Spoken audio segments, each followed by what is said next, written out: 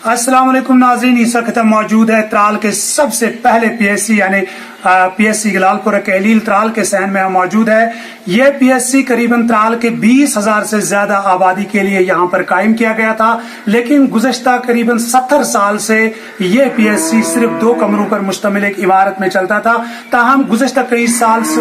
यहाँ सरकार ने इस बात को संजीदगी से लिया और यहाँ के लोगों को मुश्किलात को मद्देनजर रखते हुए उन्होंने यहाँ पर एक नई इमारत तामीर करने के लिए मंजूरी दी, जिसके बाद यहाँ पर एक शानदार इमारत तामीर हुई। ताहम नामालूम वजूहात की बिना पर ताहाल ये अस्पताल पुराने 2 कमरों के अस्पताल से इस नई इमारत में मुंतकिल नहीं हो रहा है, जिसकी वजह से यहाँ के लोगों के साथ साथ यहाँ तैनात अमले को भी तरह तरह की मुश्किलात का सामना करना पड़ रहा है। तस्वीर का दूसरा रुख यह है कि अस्पताल में जगह की अदम मौजूदगी के बायस जहाँ मरीजों को मुश्किलात का सामना करना पड़ रहा है, वहीं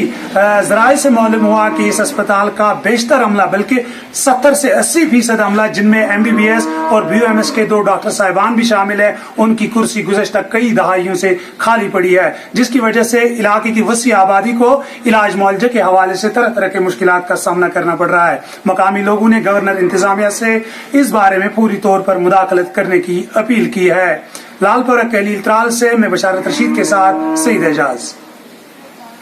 जी, वो तो सबसे पुराना हॉस्पिटल है, PIC है, लेकिन वहाँ जगह की बिल्कुल कमी थी। अब कमी नहीं रहेगी, क्योंकि अब जो बिल्डिंग